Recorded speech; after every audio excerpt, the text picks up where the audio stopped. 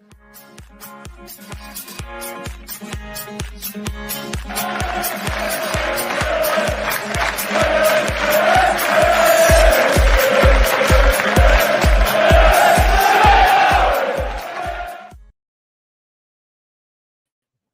everybody, and welcome to episode number 319 of the Stacey West podcast. I am your host, Ben, and I'm joined by Gary on this award-nominated podcast. How are we doing, mate? You well?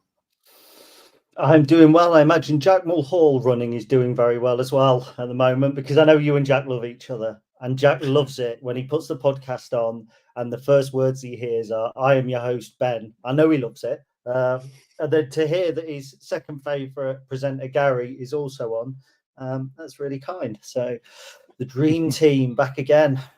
Absolutely, the OGs. I don't know what that means. So, originals. There you go. Oh, okay, like Adidas originals. Yeah, probably slightly less cool, but you know, we're all right. But no, how you been, mate? Yeah, not too bad at all. I've just changed my microphone now. I realised I hadn't picked up my blue snowball. I was on my MacBook microphone. So yeah, busy time, mate, at the minute. I've been out for a run today because boom, boom, boom, boom, boom, I run. I find it very, very difficult to do at the minute. So yeah, I was back at my old school yesterday doing the careers day, which was really good. I was doing interviews. Okay. With the upper sixth. So I won't divulge too much, but that was great fun. Interviewing groups of 17-year-olds and trying to set them up for a world of work, and they had got me as a sports journalist, so very loose terminology, I think, but it was interesting because I dropped out of school around the same age as them because there wasn't the opportunities for sports journalism at the time. So to see so many of them wanting to do not just sports journalism but fashion journalism and things like that, and know that there's so many things out there that directions that they could take, was good. So I came home with an enormous sense of well-being, safe in the knowledge that will always be a little bit of my heart devoted to Queen Elizabeth's Grammar School. And you saw all the people, so many people. I only saw 7, but okay, yeah, couldn't help that. Have you recovered? I've been all right, mate. Yeah, I've come down with a little bit of a cold. I took 2 days off work earlier in the week just to decompress from a few bits, and then managed to stop being busy. And my body just went, right, here's a cold, go deal with that. So yeah, kind of always something with you, isn't there? Yeah, there is. Yeah, it's never just like, I've been all right, mate. Well, it's because if I just go, I'm all right. It don't make for an interesting conversation, does it? But no, there's lots going on. There is quite a lot going on. But no, have you recovered from your absinthe colada fest on Saturday? Oh God, was that only Saturday? You have no idea how long ago that feels like. Yeah, the thing is, I made this promise to myself that after, I can't remember what it was, maybe a gig, something with Chris and Dave, I wasn't going to drink again. Might have been Dave's wedding. I'm not going to drink until the beginning of November. And since then, I've had 2 weekends on the drink. So I decided this weekend I'm not going to do it. And then an old mate of mine, old as in like we go back a long way, not like he's 84, suggested that I go over for dinner at his house, and we haven't kind of got together just as 2 couples for about 10 years. So it could be. I'm going to drive, and here we go, second buzzword. I'm going to drive the van over, I think, the camper van over, so that way I won't drink and I'll drive home. So fair enough. How is Scooby? Is he all right? Yeah, I'm not sure we're going to call it Scooby now, though, because when I went to pick it up, they told me that it was actually called Bill because they got a dog called Ted. So they named the van Bill and Ted. And I quite like it because we could call it Bill, and I could say it's actually after Bill Anderson, arguably Lincoln's greatest ever manager, who often gets forgotten by the contemporary Lincoln City fans because they weren't alive when he made his unbelievable feat of keeping us in the second tier for 10 seasons in a row on a shoestring budget. So I think it would be a nice nod to him as well. Scooby Bill. Fair enough. Perhaps. Plus Fee's granddad, or Fee's kind of great uncle, who's like a granddad figure kind of thing, is also called Bill, and he you were there. He did the speech at the wedding. Indeed, Scottish fella did the speech. So there we go. There we go. Well, contrary to what we've just heard, you wouldn't expect it, but yeah, we have been nominated for a podcast award, haven't we, Gaz? Oh, for football. yeah, we have. So, as you know, as people know by now, we've been nominated. Well, the Stacey West brand as a whole has been nominated for a fourth time in the Football Content Awards, but it's the first time that we've been nominated for the Podcast Award at the Football Content Awards. There's a keyword stuffing that would be called if I was writing it down. So yeah, we're up for best EFL podcast with almost every other EFL podcast that's out there. I think there's 16 nominees all in all. It's nice to be nominated, but maybe I'm a little bit guilty of playing it down. I feel a bit bad for you boys because obviously, I've been to those award ceremonies before. If it was the Football Supporters Federation where there's 5 or 6 nominees in each, I'd be a little bit happier. But it's nice to be recognised, isn't it? Yeah, it is, and I get where you're coming from. I've seen there's been a bit of not necessarily a backlash as such, but there's been a few comments around the Football Content Awards from people that have either been nominated or not nominated, just about how it's kind of been run, and they're expecting a lot of people to do the advertising for them and stuff. But yeah, it is nice to get a little bit of recognition on that side of it. If you do want to vote, it's all the details are in the post on the website that you can check out and go and cast your votes for us. But yeah, so sorry, I brought a downer onto that, didn't I? I do feel really bad because I know, like, when we were in the group chat and it was brilliant and we were nominated, it's superb. But my point is, 16 nominees per category. How many categories is there? Something like 30 odd categories. You're talking 580 nominees across everything. And I just have a few doubts about the awards. Ellis Platten, who does the away days, put a tweet out. I'm just going to read that out if that's all right. And please do go and vote for us, etc. We won't win. We're up against not the top 20. We're up against under the cosh, and it's predominantly vote based. But Ellis Platten said an award ceremony that nominates as many people as possible, then charges finalists £250 plus to attend, isn't one that could or should be taken seriously. It uses the finalists entirely to promote it. It's not a genuine awards ceremony. It's a massive sham, funded and marketed by the people who are finalists for it. We should have a genuine awards night for content creation in Football Supporters Federation. Instead, we have an alternative, which Ellis Platten, who has got 80-odd thousand followers and 400,000 YouTube subscribers, can't and won't support. Yeah, and I can't disagree with what he said, but it still feels quite nice.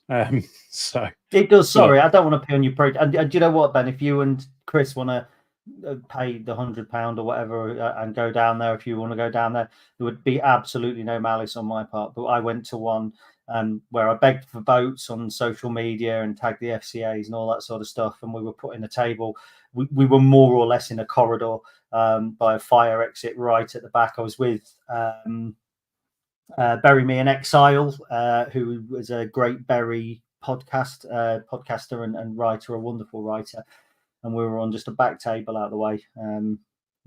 I would see better if I sat in Churchill's Cafe and watched a Lincoln game. I would have a better view. So, quick plug for Churchill's there. Oh, I'm a cynic. Professional cynic, but my heart's not in it. Paying the price of living. Anyway, carry on. How many song lyrics are you trying to get in today? Have you got a bet on with somebody? No, I haven't. I don't know why. Talk about football. We're 8 minutes in. Let's talk about football. I was going to say, let's people what they want. Let's talk about football. Let's talk about Lincoln City. So it's been another fairly quiet week from the club. There's not been really anything to talk about, and we have discussed a couple of bits about potentially moving the date that we record the podcast because the press conferences are now going live on Fridays. So it may well be that the podcast goes live on a Wednesday evening for Thursday morning, but we'll touch on that a little bit later. But yeah, the main bit of news to come out this week from the club has broken today. It's around Dylan Duffy, and Dylan Duffy's betting charges have sort of culminated in an investigation, and that has finished with a fine for Dylan Duffy of £4,000, £2,000 of which is suspended for 12 months. So the regulatory commission has fined and warned Lincoln City's Dylan Duffy for breaches of the FA's betting rules. The forward admitted that he placed 30 bets on football matches between the 18th of August 2023 and the 23rd of April 2024. The main bit of the report is that he allowed his brother Daniel to open a Paddy Power account in his name because Daniel was under the age of 18 and therefore couldn't legally gamble. Dylan Duffy confirmed he gave Daniel his passport to enable him to open the Paddy Power account and verify it. Dylan stated he never used this account and it's solely used by Daniel, and Dylan was unaware that he'd placed any football bets through it until being contacted by the FA. Dylan Duffy stated that his brother has lived in Ireland throughout. So, at the time when this came out, I think it was me and Chris that were on the podcast that night. It was one of those conversations. Obviously, we didn't know the full details, but it was the immediate reaction was, well, that's a bit silly, isn't it? And I think looking at the results of the investigation, it kind of sits in that camp again for me. It's just a daft thing to do. And ultimately, you know, there were 2 Category 3 bets, which are the bets placed on your own team. So Dylan's brother was placing bets on Lincoln to win on an account in Dylan's name. Yeah, I mean, it's good news for us that he's not got a footballing sanction. But obviously, you know, a immediate £2,000 fine, not the most ideal circumstances for Dylan, is it? You can make that back on a good acca, though, can't you? Sorry. Look, I'm not going to make light of this. I'm not going to make light of the situation. It was actually you and Charlie on the podcast when the news broke. Okay. I remember Pete messaging me about the about Dylan betting on horses. Yeah. Some it wasn't lazy stereotyping, but it was labelled as that. No, it's naivety. I think Dylan. We've met Dylan. He's a nice lad. Yeah, and that doesn't. If you break a rule, Bradley Wood was a nice lad, so it doesn't. But there's no severity here. Like even Harry Toffolo was 372 bets or something like that. And he got a suspended ban. So we're talking a handful of bets. My understanding is that they were able to prove that Dylan hasn't placed those bets because IP addresses prove that they were placed in Ireland when Dylan was playing for Lincoln or something like that. There's no inside information here really that's been used. Doesn't look like there's been particular contact. I think I read in the report between Dylan not knowing that his brother was placing the bets. It's literally just naivety. I think as you kind of read through the report, do you know what it feels to me? And I don't want this to come across as condescending. And if Dylan listens, it certainly isn't meant to be that. But it just comes across as a very, just a young boy kind of over from Ireland. He's settled over here. He's just done something really stupid. And then when you look at the kind of the report as you go through it, some of the things that have then been said after that, he's then caught in the headlights. And I think he's been terrified, if I'm honest. It feels very much like that. It will be a massive relief for him to have it put behind him. Now, the big question that people will ask is, well, hang on, we got rid of Chris Maguire because of betting irregularities. So why is Dylan survived? I think the honest answer, and nobody will give you this, is that Dylan Duffy's not a knobhead. I think that would probably be the main answer. Whereas, I think Chris was a figure around the dressing room that probably didn't, you couldn't claim naivety from Chris Maguire. The other thing I'd say is there's a difference between a young lad placing some bets and a senior professional that should know better. And everybody should know better. The FA's betting training should be sufficient and robust enough in order to ensure that all these players know better. And I'm not going to go to the lazy argument of, but we have betting things on T-shirts. Yeah, we do. I see Tampax adverts on television, but I don't go buy one and ram it. Do you know what I mean? It's not. Yeah. So, it's naivety, but it will be a massive relief for Dylan to get that off his back, I think. Yeah, 100%. I think the conversation that we had on the podcast at the time was around just how pervasive gambling is in the game, and I get the comment, I see adverts for something on TV, it doesn't mean I'm going to go do that. I think if you have a bit of, if you've got a propensity to be involved with stuff like that, it kind of plays into insecurities, or even if players they go for training 2-3 hours a day or whatever it is, and then after that they've got the rest of the day, so what do I do with my day? And then it kind of, there's a culture around football that is so, betting is so ingrained in it. And I don't have a problem with gambling at all. But what I do have an issue is the fact that it seems to prey on people that maybe are leaning towards the addictive side of things. I mean, in the BBC article on it, it said in here that Dylan had said that he'd stated he thought he might have a gambling addiction as well. So yeah, it's what, sorry? You don't have a gambling addiction if you've got 30 bets that your brother's placed most of them. Not a gambling addiction. If he's placed half of those bets, which he haven't, he's placed as many as I have in a year, I don't have a gambling problem. That's all. I mean, I think I'm crap at it. But... I think the thing is, like, we don't know about the stuff that isn't related to football that he's done himself, as opposed to the stuff that his brother's done on this account. So, yeah, it's. I'm going to say I don't have a problem with gambling. I don't have a problem with. It would be hypocritical to then say I've got a problem with gambling on shirts. I don't. A lot of the industry, the football industry, is funded by gambling. A lot of what I do is funded by gambling. I've sold the Real EFL, and the company that have bought that, I think, are taking it down a kind of a gaming and a betting route. That's where there's money, and people have gambled throughout history. Before football, back when there was cavemen, they were probably seeing who could throw a rock the furthest to take their woman back. Do you know what I mean? Gambling, it's a thing, and it's always been a thing. And it's really easy to go, these poor footballers who don't have anything better to do. Do you know what? When if I'd been a footballer and I finished training and I'd got that money, I'd go home and game. And if you've got an addictive personality, again, I have that, but not through gambling. And that, I think it's an easy thing to say, I've got an addictive personality, but you still know right from wrong. Yeah, and I don't, and I'm not saying here that I'm not having a pop at Dylan, because actually I don't think Dylan's pattern of betting fits in the same as the likes of Ivan Toney or even Toff, where there's several hundred at a time. This is a completely different case. We're moving away here, just in case anyone's listening and thinking the Dylan thing. In my opinion, we're moving away from the Dylan angle, and I think there's too much made of it. Like, I remember when we were in a sports board meeting years ago, and again, I haven't signed a non-disclosure on this, but there was a betting company wanted to become a sponsor of Lincoln City. Now, I can't remember whether it was a front of shirt sponsor, a back of shirt sponsor, etc. And unanimously, as a supporters board, we said, take the money. I'll say unanimously, more or less unanimously, because I don't want to put anyone in. And at the time, it was a different supporters board to what it is now. And it was the club that on principle turned that down, because bear in mind, we have had people with serious betting issues, not 30 bets, that some of which his brothers made. We've had Bradley Wood, we've had JV, we've had Chris Maguire. It has been ingrained. So I understand why the club turned it down.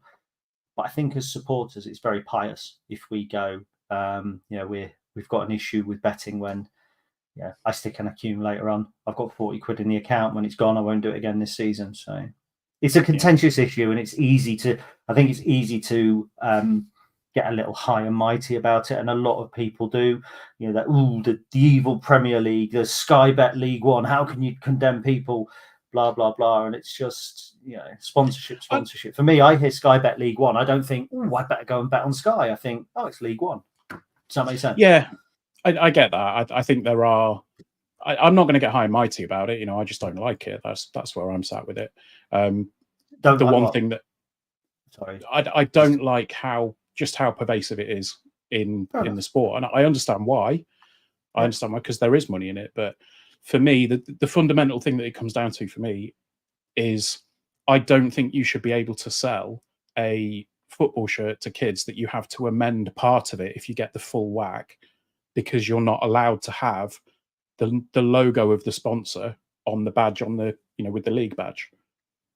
If you sell a junior kit to a kid, and they want the badge, all the proper badges and everything, you can't sell them one with the league badge, and it symbolizes it for me. But yeah, I just don't like it. Oh well, I don't. Well, none of the shirts I had when I was a kid didn't even have a sponsor on the front, because they didn't print Posset and Thorns on it. I get it. And look, you're entitled, Ben. We're both entitled to our opinion. Yeah, 100%. But I just think, whatever, buy the kid another shirt, or don't put that on it. You know, even when they have to take the sponsor off the front of some of the Premier League shirts when they sell kids sizes. Shirt looks better. Yeah. So. Yeah, you wish you could buy the one without the sponsor for the adult sizes. Yeah, and that's why I do running. I'm trying to lose weight so I can get the smaller one, but then and hope that we get a betting sponsor. No, got an extra large kids one. To be a bit bigger than that, mate. To wrap it all up, though, look, it's great news for Dylan. It'll be a weight off his shoulders. He's lost his place in the team recently, and Dom Jeffries has been outstanding. But it just hopefully now he can concentrate back on his football. It wouldn't surprise me entirely when Rico comes back if we don't see potentially a loan for Dylan to get him some regular football, but we'll see if Rico ever comes back. Well, I think he will. I think he was. Well, I think he will. I was being facetious.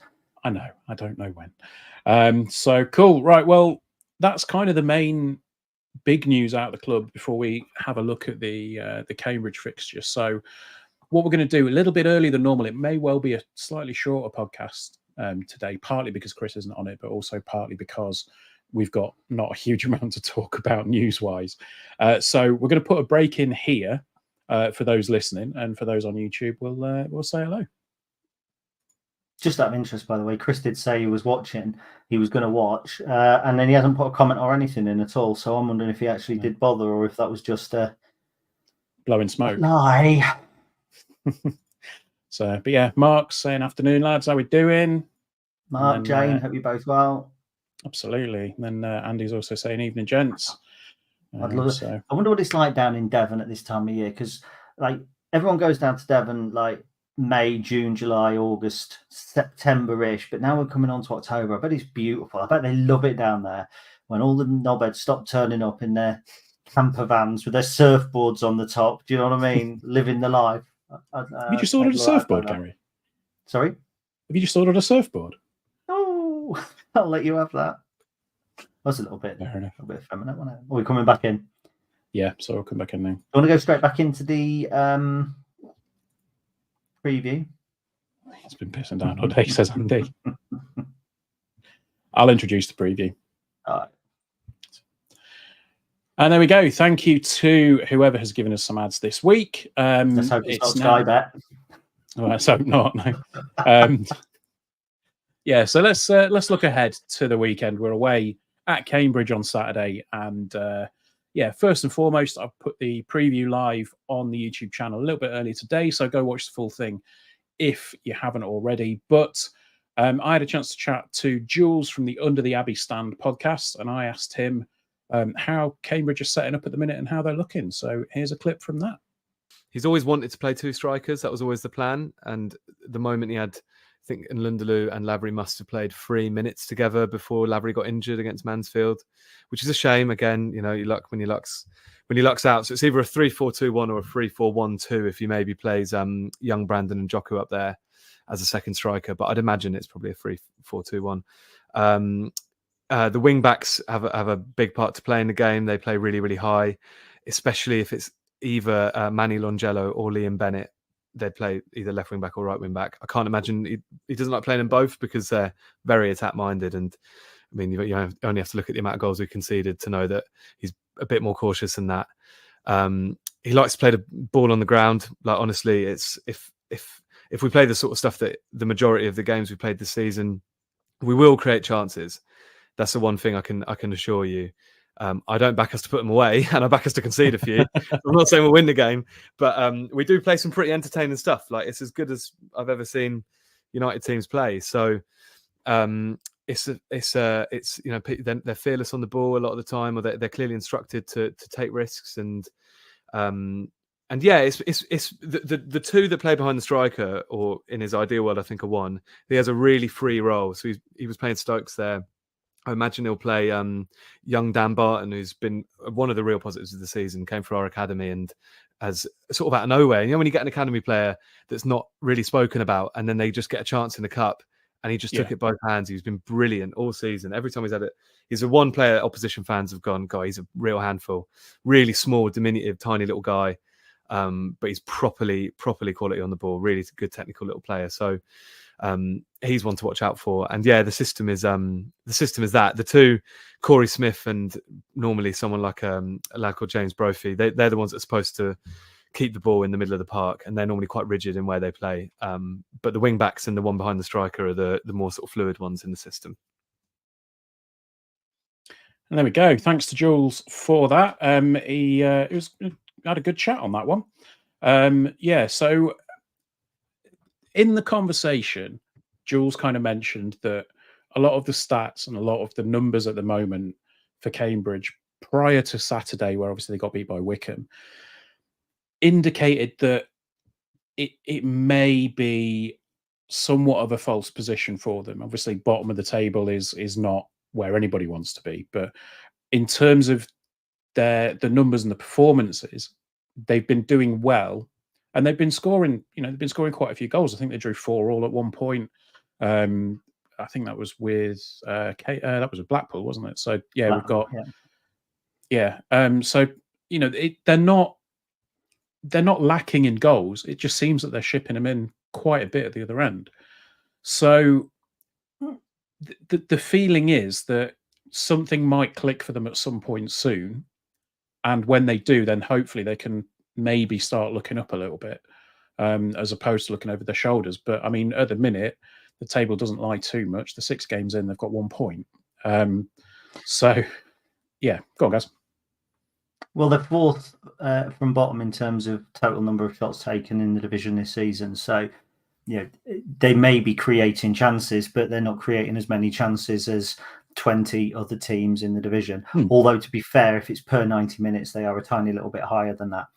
However, we're bottom 3. So, it actually feels like a game that should be a game of few chances, but I don't think it will be. Crosses, they've put 76 in total into the box this season, level with us, and again that would leave us 21st and 22nd in the division. So again, kind of bottom end. Touches in the box, we have 86, I think, in total, which is the 4th lowest. They have 88, which is the 6th lowest. So it actually looks like 2 relatively poor teams, dare I say, and that sounds quite harsh. And we know that's not the case with us. So therefore, if you apply that to them, it could also not be the case with them. The fact is, they're not scoring goals. We are, or at least we have, and we're keeping goals out, and they're not. So it's almost like they're, for the grace of God, go I. Now you say that they're scoring goals. Yes, they are scoring goals. They've scored. However many? That says 6. That can't be right. They can't only have scored 6 goals all season, surely, because if they have, they drew 4-4, so they've only scored 2 goals outside of that, which sounds ridiculous. So I'm not so sure. I really like the look of this game for us, and I don't want it to come across as arrogant, because it's not by looking at the league table and me thinking, come on, look where they are. They've only got 1 point. We can go and do them here. Because I don't believe that's ever as easy. What I think is, when you've got a team that wants to play the ball down and on the deck, I think that we will probably be able to counter that better. I think that there's a really interesting midfield battle, McGrandles and Arahan against Brophy and Corey Smith. Brophy, of course, was at Leyton Orient. If they do play one up top with Dan Lundaloo, you and I know Dan Lundaloo cannot play a sole striker. He struggled with us. We know that. Yeah. He struggled playing as a one up top. So they are going to struggle. They've got Sully Kaikai. Liked him, I have, wherever he's been. Never done anything. Every time I see him, I think he's got everything you need. I think I like the idea of Sully Kaikai more than I actually like Sully Kaikai. I thought Cambridge would be better than they are. I think that they will put up a little bit more of a fight. I do think they're going to be relegation fodder throughout the course of the season. It's why it's got banana skin written all over it. There's this record, isn't there? 13 games unbeaten. If we go unbeaten tomorrow, if you're listening to it on Friday, but if we go unbeaten against Cambridge, we've beaten a club record. That would be a real feather in Michael Scabala's cap. And it looks, to all intents and purposes, like that's exactly what we're going to do. It's so close. It's tantalising. There, so bad. How can we go there and get beaten? There's no possibility of it. So that's exactly the sort of game that we're likely to lose. And by the way, they have only scored 6 goals all season. So while they scored 4 in one game, that means they've only scored 2 across their other 5 games. I do feel confident about this. And I think it's an example of where some stats can tell you a story and not, that not being entirely correct. We look very close in terms of our stats and our overriding numbers. But I think I said in an article earlier in the week, I think our base stats now are a foundation to build on, whereas I think they're looking for the patterns in the numbers that confirm confirmation bias, as we were last year under Mark Kennedy. So it'll be interesting. Having said all that, Dan Lundlu's bound now to score twice. He's bound to have a blinding game as a sole striker. But come on, well, he's a striker He's a striker that we're criticising on the Stacey West podcast, and he's a former Lincoln City player. So it's the Trinity. It's going to happen. They've had a real blow, basically, because they've lost players through injury. I mean, Shane Lavery, who was at Blackpool, was one player. When they signed him, I looked at that and thought that's a decent signing. There was 2 or 3 others that they signed that I thought they're really good, and they've got some injuries, and I'll give them that. But Gary Monk, I think, was in charge when we beat them 6-0. He didn't change his system. I'm not convinced. I think this is a winnable game. And I think that sounds really arrogant, but it's the sort of game. If we want to finish top 6, and that's bold because I think it'd be a big ask, but if we want to finish top 6, we have to go and win this sort of game, especially with the draw last week. The draw against Wigan will look great if you win today. Well, it won't look great, but it will be acceptable if you win today. If you win Cambridge, because you've taken 4 points from 2 games. If you take 4 points from every 2 games that you play, you end up without a doubt being promoted at the end of the season. So I have as you know, I have an affinity for Cambridge as a city. As a club, they're not a million miles away from us. They've got an older ground. Why they built one stand in a different postcode to the rest of the ground, I don't know. But they've, there's a lot about Cambridge that's like us. So I do feel for some of the people there. But having watched that preview, having listened to that preview, and having then gone through the stats, it does feel to me like there's 2 very different points of view. Okay. I mean, one thing that you said there about the recruitment, you said you've seen a couple of the signings that they made that you thought, they're not bad pickups. The one thing that Jules was saying to me that is a bit of a bone of contention with Cambridge fans is that they think that their recruitment has been quite poor over the summer. They've only, I'm looking through it now. They've brought in 2, 4, 6 players on free transfers. They've brought in 5 players on free transfers. Good enough. Oh no, I know. I'm just saying they brought in 5 players on free transfers. They've got 6 loans, and they brought in Ryan Loft. And he said that Ryan Loft came in, and Port Vale fans couldn't believe that they'd managed to sell him because he was not the best for Port Vale at the time. They've also had some outgoings. Obviously, one of the biggest scorers for them last season, going over to Colchester and Lyle Taylor. It didn't sound like he would be missed. Apparently, towards the end of last season, he was outright flipping off the fans towards the end of games and stuff like that. So, sounds like that one soured a little bit. But yeah, it sounds like they're a little bit disappointed with some of the recruitment, and like you say, injuries are playing a big part in a lot of their things at the minute. So, the thing that can I just pick up on that, because they're disappointed. If I was them, so if I'm a team that really are aspiring to be 5th from bottom or above, let's be realistic, that's where they are, because they are picking up the free transfers and the loans, and there's nothing wrong with that. They're bringing Shane Lavery, who's got championship experience with Blackpool. They're bringing Gary Gardner from Birmingham, who has been he's kind of an experienced player, like a budget Liam Bridcutt, perhaps. Corey Smith, again, 33, but he's got experience at Derby. Ryan Loft is a player who I haven't particularly liked, but Magni Longello coming in on loan from Birmingham is a good signing. You could argue Dan Lundlu, if he plays in a 2, could be devastating at this division. Taylor Richards is a player I think he's absolutely phenomenal. As soon as they get him fit, he's on loan from QPR. He could be a massive player for them. Josh Stokes as well, who they beat several clubs in this division to. He was played in non-league. He goes to Bristol City. On paper, if you blend that with the right set of players and the right training, those players should be enough to keep you out of the bottom four in this division. So, but it's funny, isn't it? Because it's perception.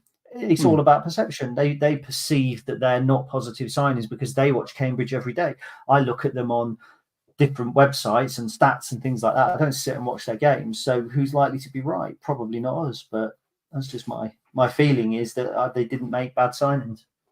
I think the feeling is that they didn't improve on the players that went out. It felt a bit more of the same with some of them that came in. They didn't have that underlying feeling of, okay, we're building a better squad than we had last season. And the one thing that really was frustrating for them is that they were waiting deep into deadline day, or deep into the window, I should say, for that number 9. There was loads of rumours, loads of talk about players they were going to be getting. And then they ended up with Dan and Lundlu on loan. And he's not performed all that well. I think they said that based on his averages, given the fact that he's scored, they're now expecting his next goal to be February. So we'll see on that one. You know what? Because we're saying that, I always liked Dan. I thought he wasn't the right player for us, was he? No. In the system that we played. It's like the Sully Kaikai thing that I've just said. I love the idea of Dan and Lundlu. He was big, he was powerful, he could run, he was quick. And he'd got the Southampton experience. He'd played in the Premier League. I just thought, this is a boy that should be smashing it. And there must be something there because Bolton paid a fee for him as well. Do you know what I mean? So there's got to be something there. I just think sometimes a certain player's got to play for a certain manager or in a certain position. It's like Harry Anderson. Harry Anderson's brilliant when he's playing for Dan and Nick. Sometimes you just get the best out of things. Paddy Kenny, Neil Warnock, all that sort of stuff. You get certain people get the certain best out of players. Certain clubs do. Dan and Lundlu needs to play in a 2 up top. It's that simple for me. Dan and Lundlu would play a Freddie Draper role for us. I don't mean warming the bench. I mean kind of a bit of a target man and all that sort of thing. And I think he'd be good. Do you know what? If we sign Dan and Lundlu on a free transfer and low wages tomorrow, I would be happy and confident that he could be a important squad member in a top 6 League One club. But just don't rely on him for 20 goals. Yeah. No, that's fair enough. I liked, again, what he was about when he was signed. He's a physically dominating player, but yeah, it just didn't fit. He was a bit of a square peg in a round hole, I think, when we were desperate for a striker at the time. So let's look at the game then. I mean, how do you see it going? Are we gonna stick a prediction out there? Because I have on the predictions video. Have you? What was your preview? I said 3-0. Lincoln. Yeah. No, I don't think so. I hope you're right. Sorry? I hope you're right. Well, I think we excuse me. I think we all would. I think there's a potential for it. If they're trying to play nice football like they did at our place last season, and it doesn't work, and we beat them with a high press, they're trying to play out from the back, and they lose a goal, and the home crowd turn a little bit, then actually you could be right. And we won their 5-1 the other year, and we were outstanding. It was one or two of our players that this game might suit a little bit more. Depends how high Cambridge play, but Bailey Cadamarteri, actually this could be the type of game that he gets a little bit of the ball, which in little patches we've seen glimpses of what he's capable of. But it's been a relatively slow start for Bailey, I think. It's a chance. Still think we'll see Ethan Arahan see more of the ball in the midfield than he did certainly against Wigan. We're going to be looking at getting in those channels. I'm with you. I'm going to predict a win, not based on the fact that they're at bottom with 1 point from however many, but I think we're two sides that are quite similar in the way we try and play, and I think we just do it better. Fair enough. With better players and better coaching. Yeah, no, I can't disagree with that one. There was a fun little stat that Jules mentioned in there as well. 2 of the last 3 Cambridge United managers were sacked after losing at home to Lincoln. Yep, I know. So is that going to be 3 out of the last 4 maybe? Because it sounds like Gary Monk is under pressure from some segments of the fan base because his win rate is actually really low, despite the fact that he's come in and he's managed to keep them afloat, I guess. Well, yeah, keep him afloat would be loose. I mean, I'll be honest. When I saw that he had arrived there, I thought he was a bad pick anyway. Kind of a yesterday man. It was like Darren Moore. When Darren Moore went into Port Vale and everyone's going, "Oh, that's mad for Port Vale." No, it's not. It's proving it. Gary Monk's not as well. Yeah, I felt sorry for Mark Bonner because he was a Cambridge stalwart. I think he's at Gillingham now. I think he is doing relatively well. So, I don't think we'll get Gary Monk the sack, but it would be interesting. Interesting fact as well. One of the games that we got the player the sack, was it Sean Derry? Yeah. I was at that game, and I seem to think away. It might have been around Christmas, or it might have been a night match. It was away on a Friday, I think. The 6-0 win, I was poorly and missed. So I missed the home game that got Mark Bonner the sack, but I was at the away game. Yeah, that got Matey Boy the sack. Well, there you go. If you go on Saturday, then you might get the sack. Gary Monk might get the sack. That'd be all right. Yeah, there you go. Okay, well that's the Cambridge game. Yeah, I think it's easy to look at and go, they're bottom of the table, we'll win that easily. But as we've said, there's a bit more to it than just that. So, right, we'll move on to a couple of other bits before we wrap up. The first one is a bit of news that came out of the club today. City's performance analyst. So this isn't related to the playing side. This is just a little bit of news out there. City's performance analyst intern Jack Dodd will be walking 110 miles from Anfield to the LNER Stadium today as we record and go live in memory of his brother Stephen, who tragically passed away earlier this month. So go check it out on the club's website, weareimps.com, and there's a link there in which you can donate. The efforts or the fundraising will be going to mental health charities. And obviously, we want to wish Jack all the best and hope that he manages to do it without too many issues. Good luck, Jack. Absolutely. And then, right, so we've had a question come in as we've been on from Pete, who says, any thoughts on the new National League Cup with the Prem under 21s? So, Gary, I'll hand over to you because I know you were a little bit vocal about this. I can't remember if it was in our group chat or if I saw it somewhere else. Not vocal because I'm not against it. I'm going to pick up on another comment that we've got there in a minute. Okay. It feels like a way of the Premier League perhaps trying to buy votes or get the National League against the independent regulator. I know some National League clubs are saying it's not enough money and it's another competition we don't need and it's all this and it's all that. It gets under 21 teams more games. For me, if it's getting more games at that level, it puts off the Premier League B thing. I don't have a fundamental problem with it, if I'm honest. Do you know what? If it was our youth team were playing against the National League teams, I'd be thinking might get some of our young players a little bit of exposure. I don't like the fact that Lincoln City are classed as a level play on a level playing field with, let's say, Manchester City under 21s. But I can see advantages in it.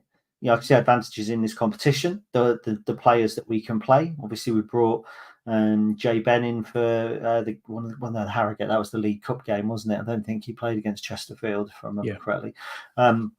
So we brought players back. I think Michael Kamara was on the bench.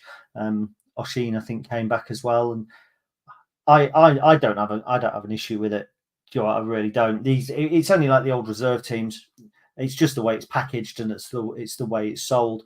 And it's the fact that it's the Premier League and everybody hates the Premier League. I don't go to the games, but back in the day, I didn't really used to enjoy going to the auto windscreens games or whatever they were. I'd get a call saying Poacher's not needed tonight. I'd be like, oh, thank God for that. I don't want to watch York City reserves versus Lincoln City reserves. So, they can't win the EFL trophy. The under 21 teams can't be.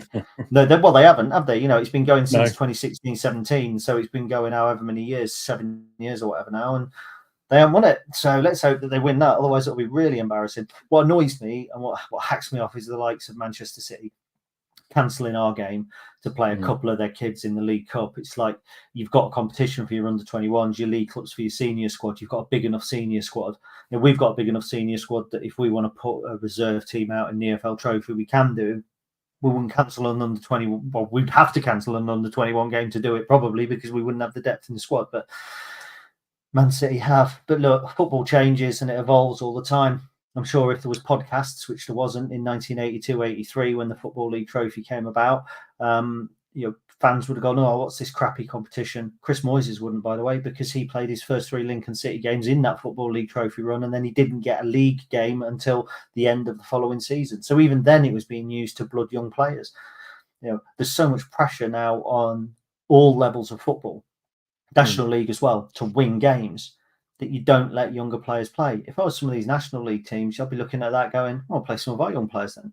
Instead of moaning a bit of bitching about it, let's stick some of our young players out there and see what they do. And just to pick up on this comment from Andy, who's watching in rainy Devon, as we understand, BSM should do away with the Prem teams and invite National League teams to enter the BSM. The sad thing is then it would just kill the competition because there'd be no money.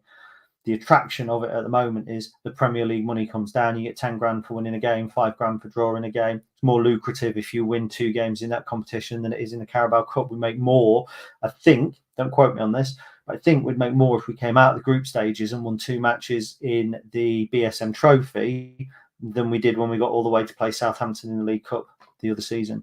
And whilst football's not all about money, money's important. And for smaller clubs, the likes of Boston and that, there's a prize pot for the National League Cup. That why not take it? Why not take it? I understand the likes of Eastleigh and that pulling out. Do you know what? That's their prerogative. And I think if teams wanted to pull out the EFL Trophy in the Football League, they should be allowed. But if the option's there to play in it, the option's there to play in it. Yeah, no, I think it sounds very similar to the way that it's all set up for the EFL Trophy. And yeah, I agree with you that I think it's another way that the Premier League are trying to just get their tendrils in across every stage of the league. I think me and Chris spoke about this last week, and we just said it almost feels, particularly around our game being postponed with Man City's under-21s, just felt like it was another way of a Premier League side saying, you need to listen to us rather than anybody else. And I think this is another way that they're going to try and do that. So, well, the EFL, the Premier League clubs, because the Premier League's a separate entity. So the Football League want them in the FA Cup, and they want them in the EFL Trophy, and they want them in the EFL Cup because they sell. They're the big headline acts. So, they go into favour, and they want the League Cup to be exciting. They want Manchester City to put relatively strong teams out, or as strong as they can. Like Arsenal played one of their kids last night, I think, and he destroyed Bolton. Because Bolton were trying to play out from the back against Arsenal. It's not going to work. But do you know what? Bolton have had their day. It's like Paul Farman. They've been to Barrow. They got stuff 5-0. All the Chelsea fans can go, oh, look at that. We won 5-0. Yeah, brilliant. You got to play 11 of the 99 players that you've got on 100-year contracts, and you beat Barrow 5-0, a team of good, honest professionals who have worked their way up to that. And the sad thing is they'll make hardly any money at all, Barrow, from that. But if they'd beaten, if they'd beaten Chelsea under-21s, Carlisle United and Hartlepool, I mean, they're non-league side, to be fair, in the EFL Trophy, they would have made money, but they've had their day. So there is that balance as well. And all of football, we can be as arrogant as we want about the Premier League. We all need them. Because when we talk about our great memories at Lincoln City, what do we talk about? We talk about Burnley. We talk about the day out at Arsenal, how we got to the FA Cup quarter-final, how we almost humbled them, how West Ham came to our ground and we nearly beat them, how we went to Southampton a couple of years ago. So we need the Premier League. We just need them to start behaving themselves a little bit. And, I don't see a situation where under-21 teams are ever in the Football League system. I genuinely don't. I do wonder, and this, I can hear some people now, there'll be an Andy Pearson or a Jack Mulhall somewhere who will literally spit when they hear this. But I do wonder if there's a place for them in the non-league pyramid. If it means that more money goes through to the grassroots, and if it means that they can't be promoted, and if it means that they can only play regionally, for instance, there are teams out there that need money. The non-league system needs supporters. So if a a Lincoln United and all that sort of stuff had a Nottingham Forest under-21s that were performing in the division, would it get more people going to watch? I'm not saying yes or no, but yeah, imagine I the wouldn't. hate I'm going to get for that. I feel like I was going to say Piers I'm Morgan. I'm not sticking with you on that one, mate. You're on your own there. It's no, so I think that's the majority, if not all, of the topics. I don't think anything's come out since we've started recording. But yeah, another quiet week at the club, hasn't it? Well, like I said, we're now potentially looking at doing recordings on a Wednesday. You all right? Your headphones are giving you grip. No, you've gone really quiet in this headphone. Oh, okay. But not in that one. Anyway, don't matter. Nobody listening at home is going to enjoy that bit. No, so yeah, I mean, yeah, so yeah, no more real news, to be honest, that's come out. Nope. As we said earlier, we're potentially thinking about going live on Wednesdays for release on either Wednesday evenings or Thursday mornings. Let us know whether you prefer that, because we sort of said it doesn't give people a huge amount of time to listen to the pods before the weekend if we go on Thursdays. But good idea. That who had that idea? I'm going to say Chris, because I know it'll piss you off. Yeah, it wasn't Chris. Carry on. But no, look, it's probably going to do us for the evening. It's been a shorter podcast than normal, but again, not a huge amount to chat about. And Chris wasn't on it, so we will see you on Sunday, where I believe it's going to be Chris and Charlie. And as the Imps head away to Cambridge on Saturday, hopefully we can pull 3 points away from them. But until next time, as always, up the Imps. Up the Imps.